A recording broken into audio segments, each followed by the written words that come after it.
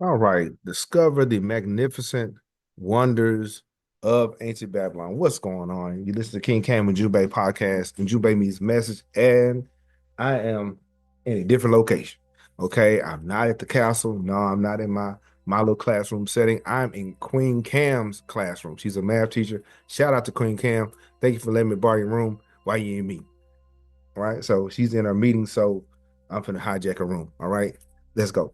Now we're now in chapters 11 through 13. So we're going to discover the magnificent wonders of ancient Babylon. So, um, this is part of the book, The Wonderful Ethiopians of the Ancient Cushite Empire, and we have covered quite a lot of ground since we started.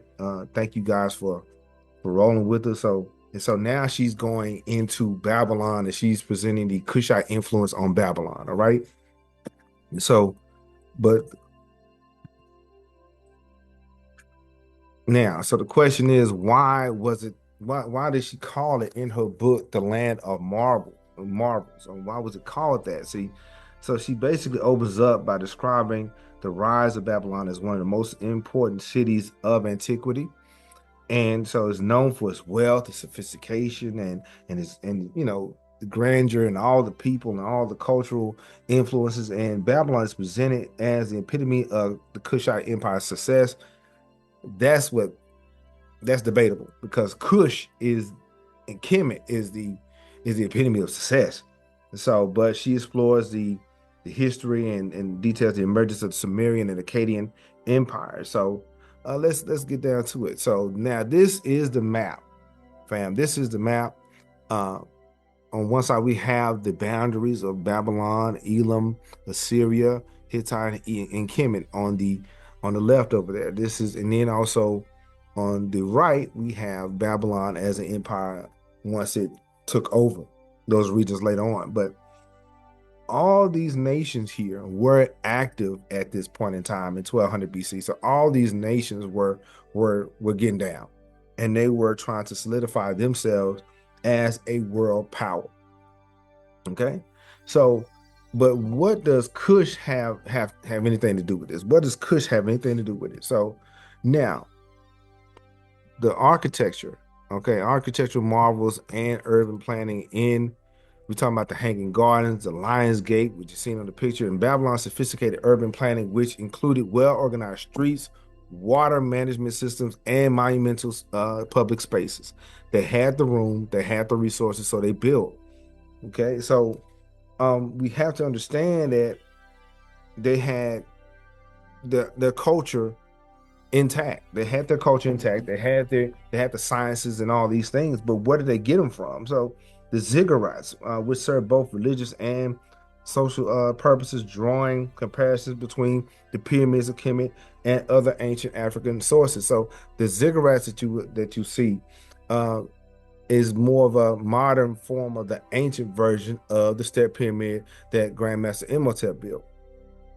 Okay, and she also talked about the the advancements that weren't merely products of Babylonian ingenuity. It came from Kemet, and so um, and not only their architecture did, that their religion did also.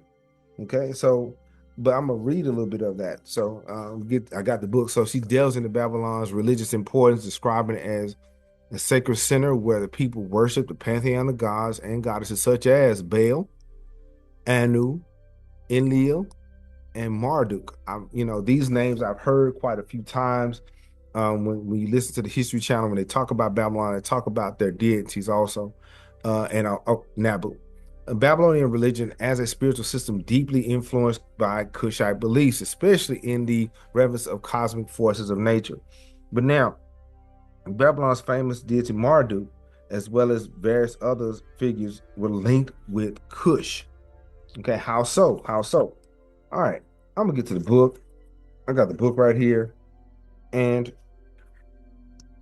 page 168, 1 to 170, deals with the different deities. So for example, we learn from the Babylonian inscriptions that Anu and Babylonian god was, of course, seen as the fish god, known as the Anu king of the lower world, worshipped in very ancient, and the chief seat was in Erech. The Anu of Upper Egypt were the only race at this early stage of the world with possessions of the arts of the civilization. So the word Anu, okay, Anu, there is a Anu people in Sudan. Okay, so to have their deity named Anu, they had to get that information. They had to get that from somewhere, and it was seen um, many times in writing. So it shows that the Chaldea was not the original Kushite country, but that civilization must have sprung from the parent root. So we have the civilization being developed and derived from Kush. Now, there's some later Babylonian civilizations like the Chaldean, they came from Assyria and others, but the root of Assyria, the root of Babylon, the root of many others came from Kush, came from Africa. Okay, so we have to understand that these civilizations and their religious thought, their point of view. How about this one? Verse came from Kush, but how about this? Page 170. The great temple, the moon god, the oldest in the country, Razus Amun, is considered the sun god. And earlier worship and was of the moon, and it was of the Sudan. So their amalgamation of some of their deities came, or their Neteru or whatever, came from Sudan, came from Kush. The moon god was considered the father of the sun god. Moon worship took precedence over sun worship. Totally different. Okay. And so Chaldea was filled with the temples of vast size dedicated to Ishtar and Baal and Isis and Osiris. Okay. So they did have some religion or religious precedence there. Okay. So they did. So Kush did influence them with the architecture and in their spiritual practices. Right now, dealing with cultural diversity. In the book, she portrays Babylon is a melting pot of ethnicities, and she describes how people from across the ancient world came to Babylon to trade, to learn, and participate in religious festivals. Yeah, it's a fact. So, but the diversity she urges was not simply a result of the conquest, but just people just moving there. Okay, if it's a nice place to live, they move there. So, but get this, on page 166, the immigrants were called Akkadians, the Akkad of Genesis, Book of Genesis, right? The lineations found among the ruins of Nineveh on the walls of the palaces prove that there were two Ethiopian types, one of the ancient Cushite and another a heavy southern face having protruding lips and receding forehead, a broad, thick nose, crisp hair of Africa. So the people of Acadia, the Akkadians, in the book of Genesis, came from Africa. Okay, so it was, and the Medians were, the Midianites, they came from the Medes area of Arabia. So, and we talked about, check out our discussion on the Kushite influence on Arabia. But yeah, this was a cultural center where all the cultures were coming. Right now, let's deal with the science. They were scientists also. All right. So Babylonian significant contributions to astronomy, mathematics, and medicine, viewing these as fields in which Kushite influence played a foundational role. The achievements of Babylon were built upon astronomical knowledge and intellectual traditions of the Kushite people. They received this information just like when Kemet received Kushite information, they applied it a certain way. Babylon received that Kushite information and applied it a certain way. So let's get to it. Let me see. Page 197, I think, page 197. So the Babylonians were planet worshippers, thus form a distinctly Hamic or Hamite. Though the 7 planets in the sun were adored, yet early Chaldea, the unity of God, was distinctively taught. Okay, so they did have some monotheistic thoughts and points of view, but they got into the science of the stars just like many others. You have to know what time it is. You need to know what place that you were, the place and time that you was located. And so they got into the astronomy in Babylon, and without that, in later times, they wouldn't have those principles. Without the science, without astronomy, they wouldn't have principles of anything else. And so, let me see. And of course, Alexander the Great took possession of Babylon and found out that they had scientific knowledge, and they had the telescope. They had some form of telescope. In the early day, they had numbered the stars and named the stars. The equator was divided in 360 degrees. So the duodecimal system was designed. Matter of fact, in 220 BC, they had named 12 months and 30 days each after zodiacal signs. So they already had the knowledge of astronomy before Europe, which was given to them from Kush. Now, you may disagree, but let's get into this conversation, because I am for a good conversation. But also remember this. Think about this. And they used the mathematical system, the numeric system, and algebraic principles, all from which were from Kush. Now, Babylon's medical practices, some medicinal practices, were also from Kush also. And so, but now, when it come down to the stars, really quick, when it come down to the knowledge of the stars and the science, we talked about the Sabians a few weeks ago. Let me know if you want us to talk about the Sabian kingdom and the stars. So we may have to get into that. So, but yeah, Babylon did have knowledge from Kush, and they was able to deal with the stars and maps, and deal with mathematics and geometry and all those things. Let's go. What about language? Language, literature, and law. Language, literature, and law. See, we have to discuss the fact that they inherited a lot of this stuff. We have to deal with it. They was front loaded with a lot of stuff. And so coming from Africa, and it can be found in those areas of Babylon where it has some African influences. So the use of the cuneiform writing is notable, and of course, Houston mentioned that African civilization already had a form of writing, which we already know. Okay, and so the Babylonian language of the literature, legal codes has African influences.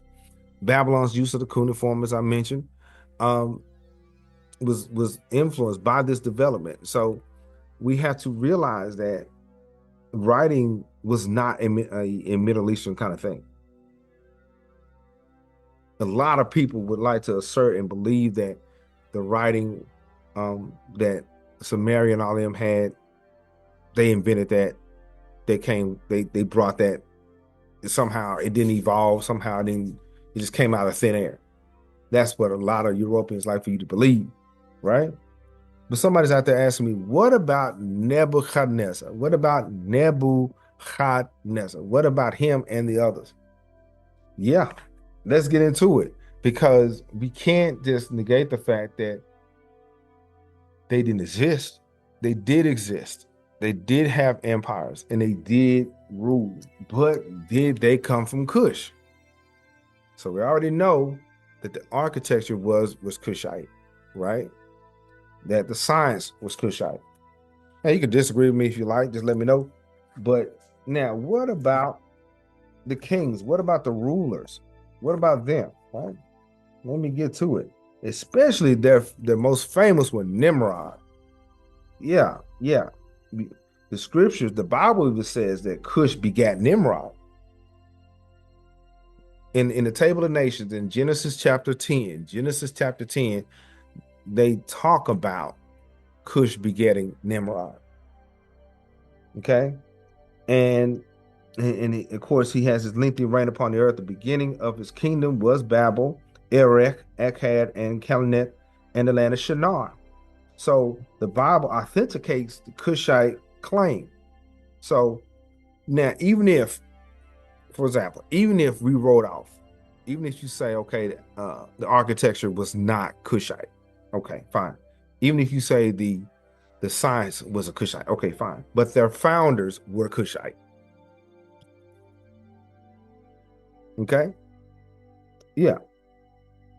And so thus, this authenticates the fact that Babylon Chaldea, Ur, Assyria, many others were from Kush.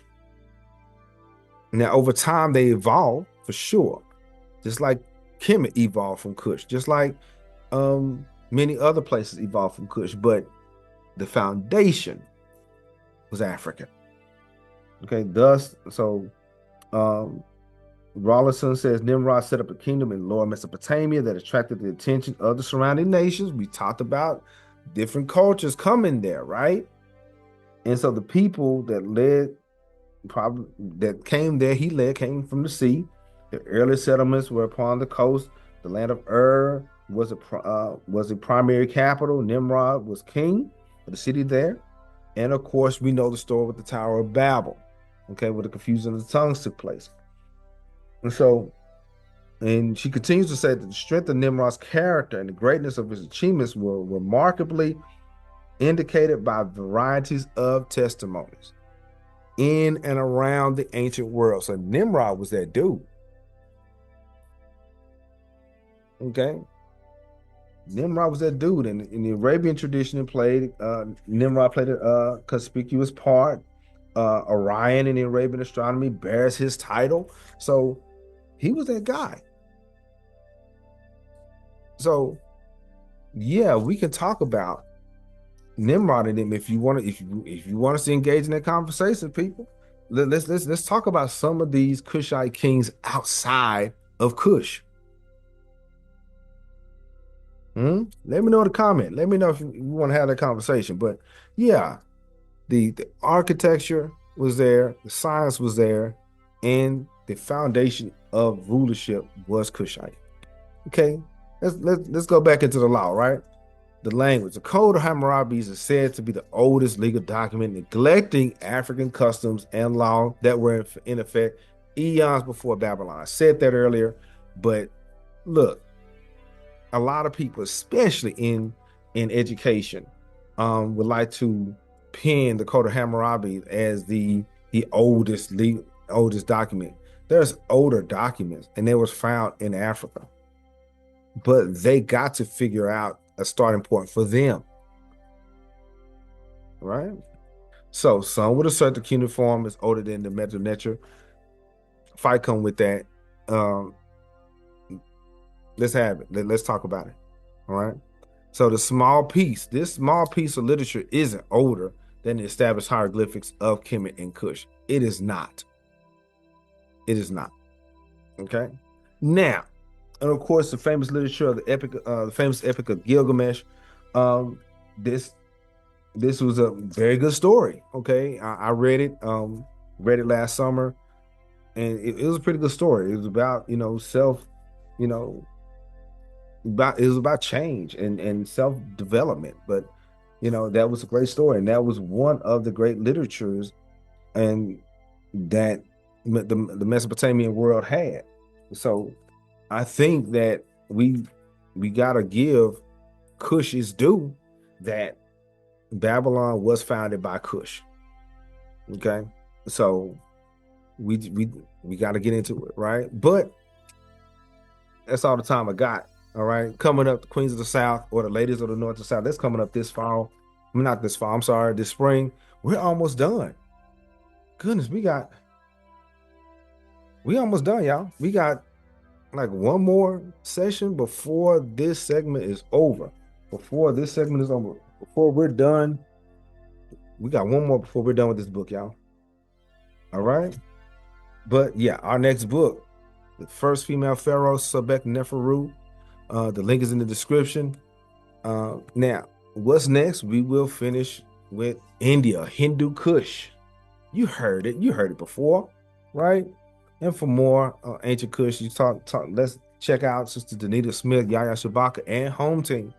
Here's some books: Arabia and the Arabs by Robert Hoyland, Babylon by Paul Kruzek, Syria, the Rise and Fall of the World's First Empire, Persians, The Age of the Great King. So you just got through here and discovered the magnificent wonders of ancient Babylon, founded by Kush. All right, you just got to listen to King Cam Ujumbe Podcast and Jim Baby's message. Talk to you later.